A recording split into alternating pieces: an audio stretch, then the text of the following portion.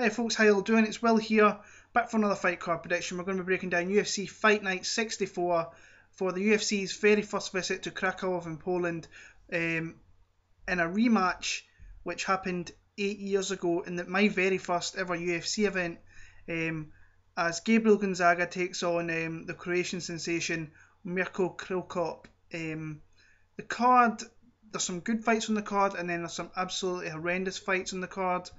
We'll get through that in a second. We've just finished UFC Fight Night 63 but a few hours ago. Pretty solid card, some nice performances. Dustin Poirier I thought looked great. Chad Mendes looked phenomenal. Juliana Pena looked even better. A good fight card there. If you haven't seen it, go check it out. And Ali Akinta's interview at the end was one of the best things I think I may have ever seen. We're going to get into this card here. I'm going to get them through them quite quickly here because some of them don't need too much time to be spoken about, to be honest with you. Starting in the featherweight division, we've got Taylor Lapalus against Rocky Lee. Taylor Lapalus is 8-1. He fights out of Paris, and Rocky Lee is a fighter who fights out of AKA Thailand over there. Lee is 3-0. 2 of his wins by submission, 1 by decision. From what I've seen of him, very green on his feet. Has a lot of improvement to do. Still a fairly young guy, I believe. So he will get that working with maybe your Mike Swicks and so on out at that camp. Against Lapalus here, who's 8-1. 7 of those 8 wins come via submission, and it's the only thing he's really good at. He's not great on his feet. He has no power. His footwork's terrible, and his striking defense is okay in that sense, but he doesn't offer much offensively. When he gets into clinch, he has some strikes, and he has some pretty nice takedowns from there, and he will obviously look to get this fight to the ground here. I think he will. I think he can submit Rocky Lee, and I think he'll do it in the 3rd round. So Lapalus v submission in the 3rd. On to a fight which I'm really looking forward to. It's a fight I think got announced in the last week. Marcin Bandel against Scotland's own Stevie Ray. Some of you may not know Stevie Ray. He's a guy who is a 2-time Cage Warriors champion, getting his chance here in the UFC. A very fun fighter to watch. I've went and watched his last 3 fights live, because I do try and support the Scottish and local fighters here. A great guy, a great family man. And he's looking to do big things here in the UFC. He's got himself a 4-fight contract, so hopefully he can be around for a very long time. He's just a dynamic fighter everywhere. Most of his wins come by submission. He has striking. He puts you against the fence. He's very heavy against the fence. He holds you there, and can get takedowns from down there as well. But he's going to look to try and get this to the ground. But he's against a guy in Marcin Bandel. 2nd fight in the UFC here. A guy that's never been to decision. He's I think he's 11 of his 12 wins are by submission, so it'll be interesting to see these 2 guys go to the ground. But I feel that Stevie Ray overall has the bigger kind of fights. He's had the bigger fights than Bandel. Bandel, he faced Taisumov in his debut and got knocked out in the 1st round, and I think the UFC kind of jitters kind of got to him a little bit, but Taisumov is a very dangerous opponent. In the end, I just think Stevie Ray is a guy who has wanted this opportunity for a very long time, especially after his last defence of his Cage Warriors title against Kurt Warburton in Newcastle, which was a fantastic main event down there. I like Stevie Ray here. Whether he can get a submission or a stoppage, I'm not too sure. I do think he can get a decision. He's been 5 rounds before, so he's going to have the gas tank to do it. I know he's on a week's notice. From the pictures I've seen him today, he looks in great shape and ready to go. So I'm going to go Stevie Ray. All the best, big man. I hope you do it over there in Poland, and I'll see you in Glasgow in the summer. So Stevie Ray by unanimous decision for me. Next up, we've got Isabella Badzurak against Alexandra Albu. Now, this is a fight I've watched tape on both these girls, and this Badurek is 5-0, Albu's 1-0. Not much footage on either of them. Badurek, she goes to the ground. She's fairly decent on the ground. All the 5 of her wins come by submission. Her last fight against Desarova, she caught on a nice armbar, was very stifling. Doesn't throw many strikes when it goes to the ground. She's just looking for limbs. She tries to put you in the crucifix position and rain down the shots, but she doesn't. That's the only time you really see her striking it, which is quite weird to see. Alba, she comes forward with her head very high in the air with her chin there. She's going to get caught by any decent striker in this division. But when she goes to the ground, she's pretty slippery down there, and if she gets a hold of something like she did in her last fight, she will grab it and not let go. She will look for the submission victory. I'm going to go Badrek by a decision, but I think this could be a very horrible fight to watch. On the heavyweight division, we've got Daniel Omilanzuk against Anthony Hamilton. If you're playing counter move, I think having either one of these guys in your team is going to be a very good play. Especially if you can pick heavyweights, you never know. But if you can get a heavyweight at a decent price in counter move, you have to take him. Omilanzuk's coming off a loss to Jared Rosholt last year. I think it was in Abu Dhabi. Anthony Hamilton's coming off a loss to Todd Duffy where he got just starched inside the first round. Before that, he beat Ruan Potts, which is not saying much at all. I like Omilanzuk in this fight. I think fighting in Poland's going to help him quite a bit. I think it's just all a matter of who gets the shots off quicker. I like Omilanzuk, and I'm going to go first round KO here. Next up, we've got Damian Stasiak against Yaotzin Meza. This is a fight that's literally been made this week. And it's quite interesting because Stasiak literally fought last Saturday night at Bama 19, getting a nice victory over Mike Grundy via submission in the second round. Yaotzin Meza, a veteran of the of the UFC, has been in 4 or 5 fights. He's lost a couple, so he's kind of in the chopping block here. He lost to Sergio Pettis very convincingly last time. I like Stasiak in this fight as well.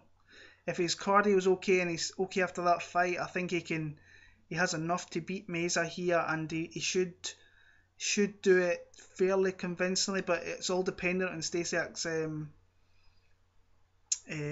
cardio and his gas tank. It'll be interesting to see, but I am going to go with underdog here in Stasiak, and I'm going to pick him via a very close split decision. Next up, we've got Sergio Moraes against Mikael Lebout. Lebout's 12-1, getting his shot in the UFC here. Moraes has had a couple of opponents fall out. I think Sabota was one of them, and Umalatov was another one. This should finish early. I know Lebout's most of his wins are by submission, but Sergio Moraes is one of the best Brazilian Jiu-Jitsu practitioners in all the UFC. Sergio Moraes, first round submission here. Get him on your counter move team as well. Next up, we've got on the preliminary card, we have Bartosz Fabinski against Garreth McLennan. This is another, on paper, horrible looking fight. Really not a good looking fight. Fabinski is 11-2, where McLennan is 12-2. Both guys, most wins by submission. On the feet, it's not going to be great. I'm afraid once they go to the clinch, it could be McLennan can use his dirty boxing down in there, and he likes to throw big knees, foot stomps as well as another things he likes. I've been watching this guy. We're quite lucky we have EFCs, an EFC champion fighting out of South Africa. If you don't watch some of that, you should maybe watch some. Not much tape on him, but we do have on our TVs over here, we occasionally get EFC on the Extreme channel. I watched a few of his bouts on there, and it's nothing to write home about. He has a decent gas tank though. He has been 5 rounds, 4 rounds, over 3 rounds I should say, and so he probably has that in Fabinski. Fabinski is tough, nothing on his feet, he goes to the ground, he tries to keep you there, looks for the submissions, he hits you with shots, he's always moving, he never really stays in the same place, he's always looking to advance his position. I expect him to do that here. He's the underdog in this fight, I do believe. McLennan, from what I've seen, doesn't look great coming from out of Africa, i.e. just like Ruan Potts, so you just never know. He's better than Potts, but the calibre of opposition he has faced is not great at all. So I'm going to go Fabinski via a very sloppy and horrible decision.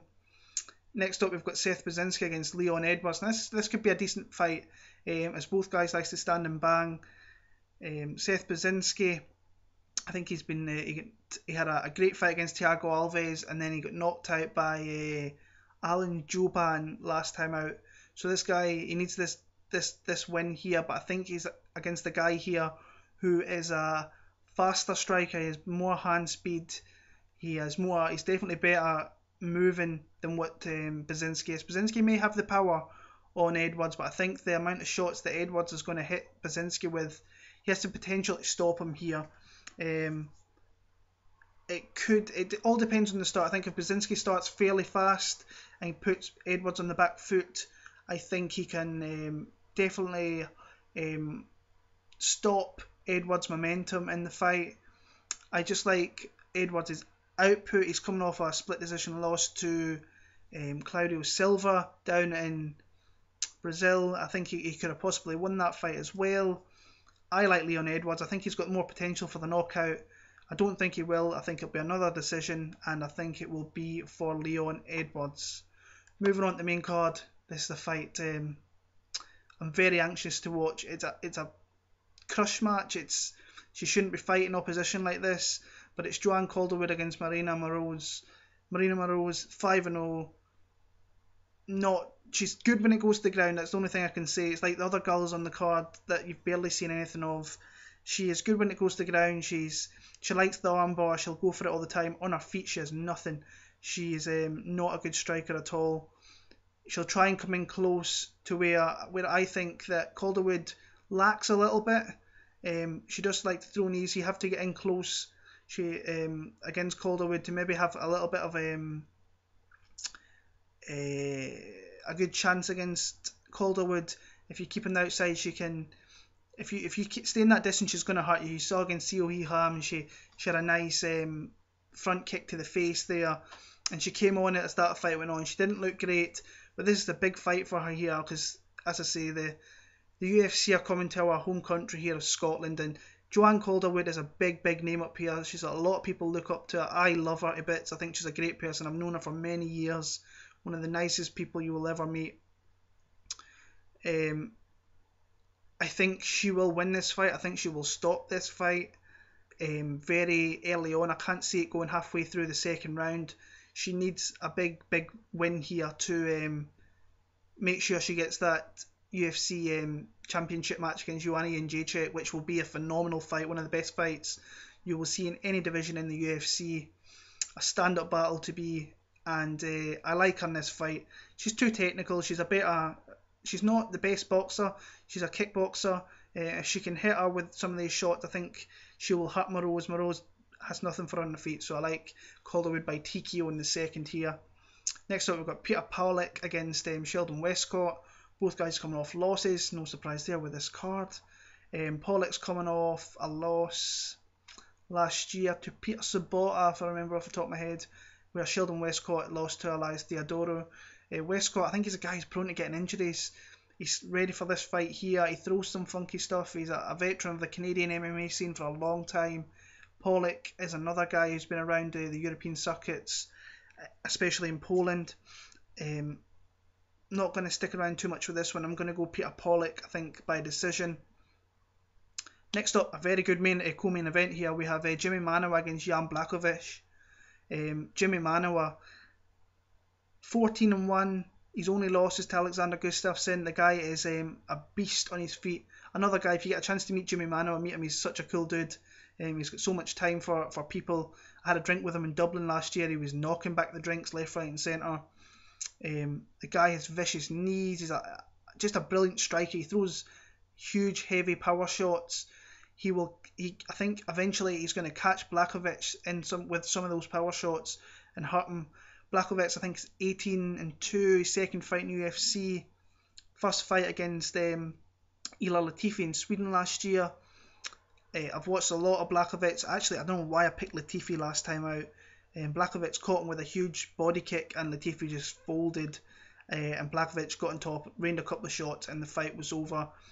This either is going to finish really quickly or it's going to be one of these ones that'll go to decision and either guy might win fairly comprehensively. But I like Jimi Manuwa. The guy is a destroyer on the feet, and eventually I think he's going to catch Blachowicz maybe in the clinch with some knees.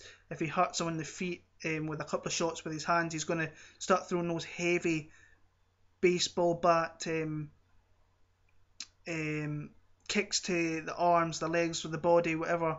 And I think he will stop Blachowicz. So I'm going to go Jimi Manuwa by TKO in the. I'm going to go first round. And in the main event, this is the main event in 2015. We've got Gabriel Gonzaga against Mirko Cro Cop. Who thought it? Who would ever thought it? As I said, very first UFC fight, UFC 70, down the road, and I think it was in Newcastle. Could be wrong. Yeah. Nobody in that arena expected Gabriel Gonzaga to win that fight.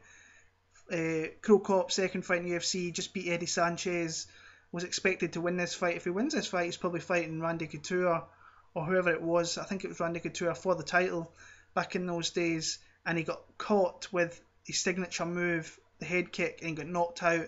And since then, Mirko Cro Cop has never been the same fighter. The guy shouldn't really be fighting at heavyweight. He's a blown up light heavyweight, always has been. He does have good skills on the feet, but he's got nothing that really stands out anymore. His head kicks are still there, but they're not as devastating as they were back in the day. Gonzaga's on a little bit of a slide himself, but I just think he's got that better experience of, not better experience, I shouldn't really say that. He's got the more tools to win the fight. He can take the fight to the ground. He has heavy hands. He has heavy kicks. But, say, Cro Cop, he's had these last two wins against the same guy in Satoshi Ishii. He shouldn't be back in the UFC. I like he's getting to finish his career in the UFC, but I'm going to go Gabriel Gonzaga here. Via TKO, his chin's gone as Cro Cop. So, Cro Cop via TKO in the second round for me. So, that is my picks for UFC Krakow. Back next week for UFC on Fox, which is a great card from New Jersey. Keep your eyes out for my video there. Come follow me on Twitter at WillMartin7MMA. If you want to join our counter move game on there, come and speak to me. I'll send you an invite for the game. Go follow Kingdom MMA over there on Twitter, and go out and check out the website as well. And I'll be back for the fight card next week. So take care.